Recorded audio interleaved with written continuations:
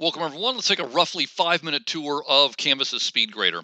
There are a couple different ways to get to the SpeedGrader. One of them is from your gradebook, and if you've watched the gradebook video, you know that you can hit the three dots right here and you can select SpeedGrader. Or in the assignment itself, you can select SpeedGrader. So any place you see the SpeedGrader, you can access it from there. I'm going to go ahead and click it from here, and the SpeedGrader will load. Once the SpeedGrader loads, let's take a look at the power and the beauty of the SpeedGrader.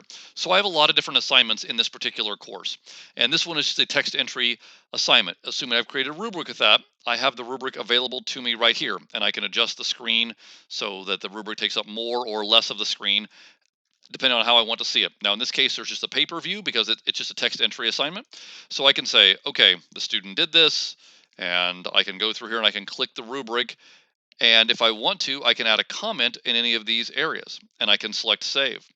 Once I have done that, the student's score is shown right here. They got an 8 out of 8.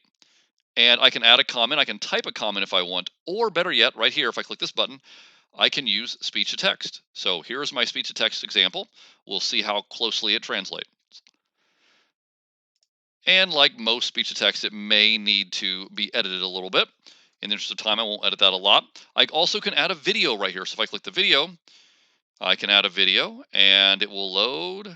Maybe it will. And I'll hit start recording. And hey, everybody, this is how you submit a video feedback. So I can submit video feedback to the students as well.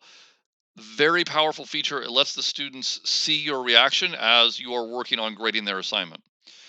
You also can choose to reassign if you don't think that the work has been successful. So I now can hit submit. The student will get that. So that's how I can grade using the rubric, provide feedback. But now on the SpeedGrader right here, I can select the drop down and I can go to the test student. I can also toggle right here to go down to the next student. And you can see here's the test student. They didn't do quite as well as Abe Lincoln did. So they're going to maybe get a 2 on that one and probably a 0 and a 0 on this one. So maybe a 2 out of 8. And that's probably being a little bit generous. And I can hit save. And again, I can complete the same operations that I had done for the previous student.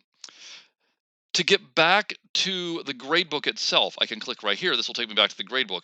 Now we'll notice that the test assignment, I'm sorry, not the test assignment, the online text entry assignment has been graded. When that loads, we will notice that that has been graded. And it is right here. We can see that.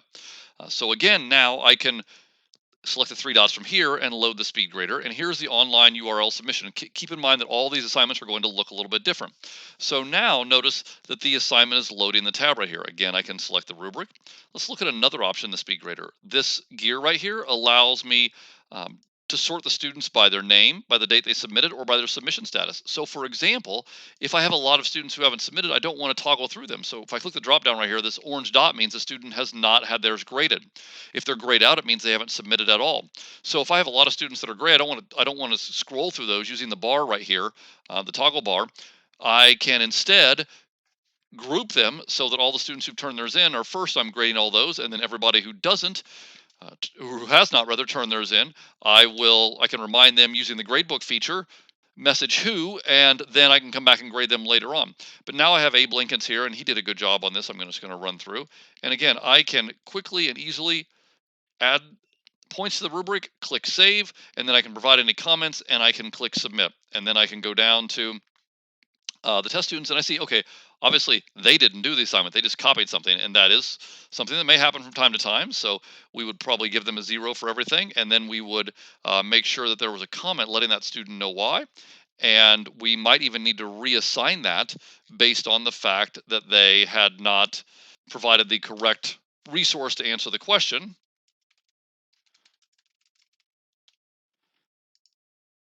And then I could reassign that if needed. So I could click reassign.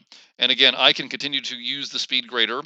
If I go back to the gradebook right here, I can just continue moving on down the line through the various assignments that I have created. This allows me to quickly and easily grade work. It keeps feeding work to me, especially if I have it set up so that the students who submitted are all grouped together. I can just roll through all the students who've graded theirs really quickly and really easily.